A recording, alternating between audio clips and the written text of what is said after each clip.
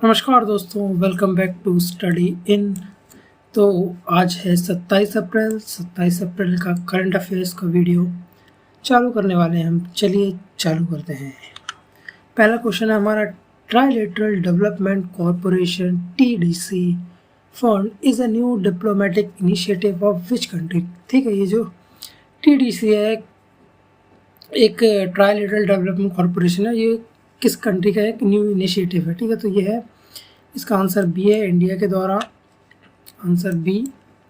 तो ये जो इनिशिएटिव है, ये इनिशिएटिव लाया इंडिया, जो चाइना का BRI प्रोजेक्ट है, बेल्ट एंड रोड इनिशिएटिव, जो चाइना का जो एक अभी न्यू इनिशिएटिव, उसको काउंटर करने के लिए ये इनिशिएटिव लाया गया है by the ministry of external union ministry of external affairs of India has recently launched a platform called the Trilateral Development Corporation TDC। ठीक है, याद रखना है जी, जो TDC इंडिया के द्वारा लाया गया है to counter the BRI project of China. ठीक है, और किसके द्वारा लाया गया है? एक्सटर्नल अफेयर्स मिनिस्ट्री के द्वारा। ठीक है, Kuril island which was seen in the news is claimed by which countries. अभी रिसेंटली आपने देखा होगा, बहुत न्यूज़ में चल रहा है, कुरिल आइलैंड्स, दो कंट्रीज के बीच में लड़ाई हो रही है आइलैंड को लेकर। तो इसका सही आंसर बी है, जापान और रशिया, ये दोनों ही कंट्रीज अभी इस आइलैंड को लेकर डिस्प्यूट चल रहा है, B, Japan and Russia. So ever since the Soviet Union conquered the Kuril island in 1945 the ownership has been challenged by Japan. ठीक है, जब USSR था 1945 में, उन्होंने जीत लिया था ये जापान से, तो तभी से जापान और सोवियत यूनियन, तो अब रशिया के बीच में ये, उस समय USSR, तो अब जब ब्रेक हो गया USSR, तो उसके बाद से अब रशिया और जापान के बीच में इसकी ओनरशिप को लेकर अभी तक लड़ाई चलती है, डिस्प्यूट। तो अभी रिसेंटली इन्होंने क्या करा है, 2022 में एक डिप्लोमेटिक ब्लू बुक लॉन्च की गई है, किसके द्वारा? जो जापान की मिनिस्ट्री होती है, कौन सी, फॉरेन मिनिस्ट्री, उसके द्वारा लॉन्च की गई। तो उसमें बोला गया है कि ये कुरिल आइलैंड है, वो हमारा पार्ट है, हमारी कंट्री का पार्ट है, सोवर्निटी पार्ट है जापान का। ठीक है, जो कि इलीगली ऑक्युपाइड किया गया है रशिया के द्वारा। ठीक है, चलिए नेक्स्ट क्वेश्चन हमारा, थर्ड क्वेश्चन है कि which billionaire has struck a deal to buy global micro blogging platform Twitter. अभी हाल ही में आपने देखा होगा न्यूज़ में कि ट्विटर की ओनरशिप के लिए क्या बोलते हैं, एक डील की ओनरशिप के लिए बात चल रही थी। ठीक है, तो किन्होंने इसकी डील को मतलब वो किया है, कंफर्म किया और उसको बाय कर लिया है। ठीक है, तो इसका नाम है B, Elon Musk. Elon Musk ने ये जो डील है, ये एक बिलियनियर है एलन मस्क, वर्ल्ड के टॉप बिलियनियर में से नंबर 1 पोजीशन पे है, अकॉर्डिंग टू एक वो फोर्ब्स के द्वारा मैगजीन रिलीज़ की जाती है, उसमें अकॉर्डिंग टू दैट जो एस्टिमेटेड नेट वर्थ है एलन मस्क का 273.6 बिलियन है। तो इन्होंने ही अभी बोला है कि 44 बिलियन में टेक ओवर करने का ऑफ़र दिया है ट्विटर को। ठीक है, तो शायद अभी डील हो भी गई शायद ये। तो जो एलन मस्क हैं, जो उनकी 2 कंपनीज भी हैं, बहुत फेमस है उन 2 कंपनीज से। एक है टेस्ला, जो कि इलेक्ट्रिक व्हीकल्स बनाती है, और एक है SpaceX, जो कि एरोस्पेस फर्म है, जो कि लॉन्च व्हीकल लॉन्च करती है और स्पेस सैटेलाइट वगैरह लॉन्च करती है, वो है SpaceX। ठीक है, एलन मस्क अमेरिका से हैं।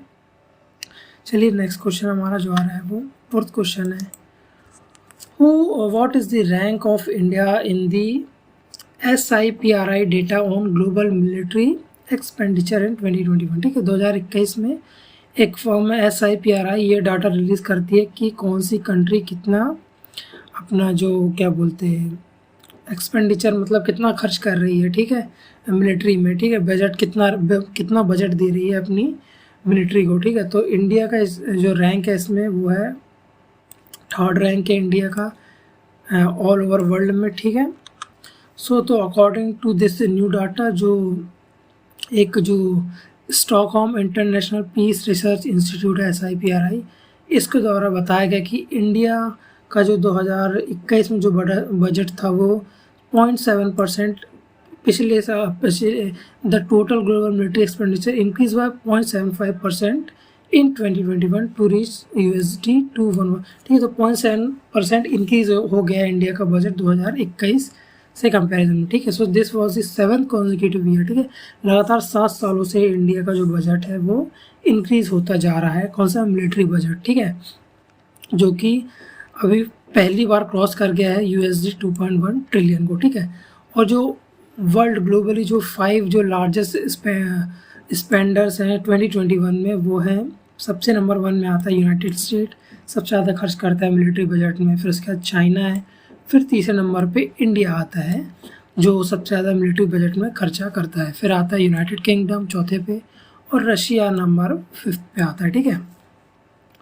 और यही जो पूरा इन पांचों कंट्री का ये अराउंड 62% कवर कर लेते हैं whole of the global expenditure, ठीक है।